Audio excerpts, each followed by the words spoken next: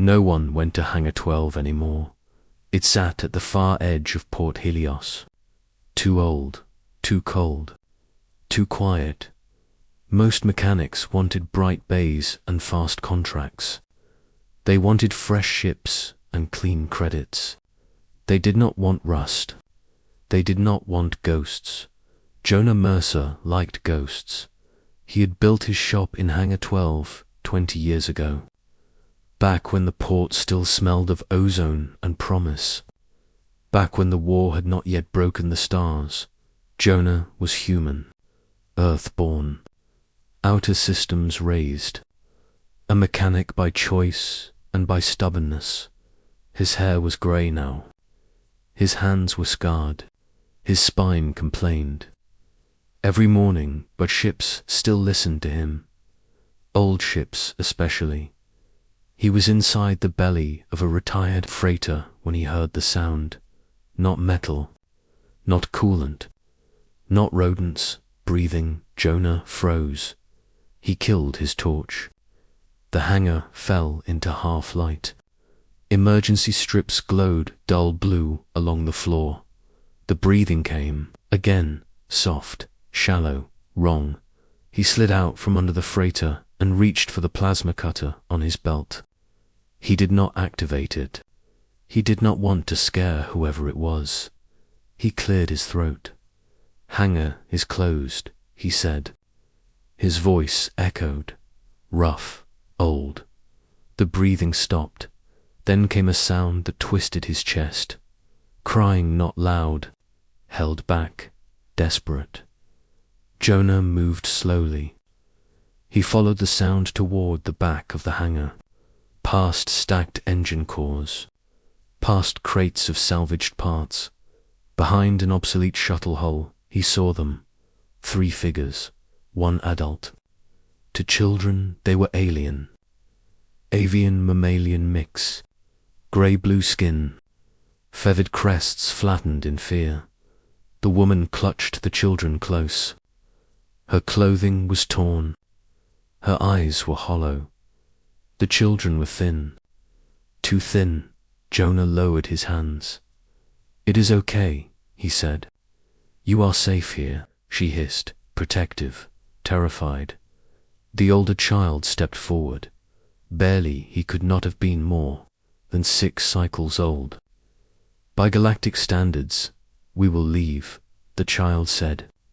His translator implant was damaged. Words lagged, cracked. Jonah knelt. "You do not need to," he said. "This is my hangar." The woman stared at him. Her eyes searched his face. For cruelty. For hunger. For lies she found none. She sagged. Her legs gave out.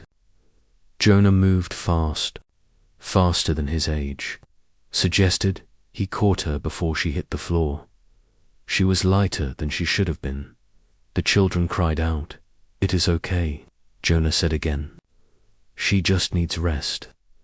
He guided them to a workbench, cleared it with one sweep of his arm, sat the woman down gently. She trembled. "My name is Relia," she said after a long silence. "My mate is dead." Jonah did not interrupt. "We fled after the raid," she continued. "Pirates took our ship. They took our food. They took him." Her voice broke. "They left us drifting." Jonah swallowed. "How did you reach the port?" he asked. "We hid in a cargo pod," she said. "Emergency jump. No destination." She looked at her children. "I thought we would die." Jonah stood. "Stay," he said. "I will get food." The children stared as he walked away, like he might vanish. Jonah returned with protein bars, water, a thermal blanket. The children ate like they had, forgotten how. Slow, careful, then faster. Relia watched him, still wary. "Why help us?" she asked. Jonah shrugged. "Because you were here," he said, "and because no one helped when I needed it." That night they slept in the hangar. Jonah set up heat lamps, used spare insulation, let them rest.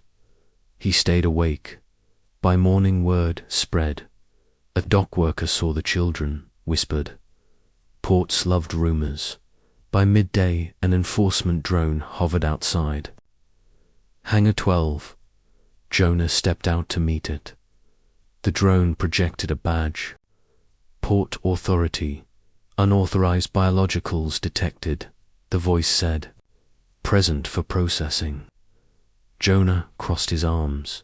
They are under my protection, he said. Alien refugees require registration, the drone replied.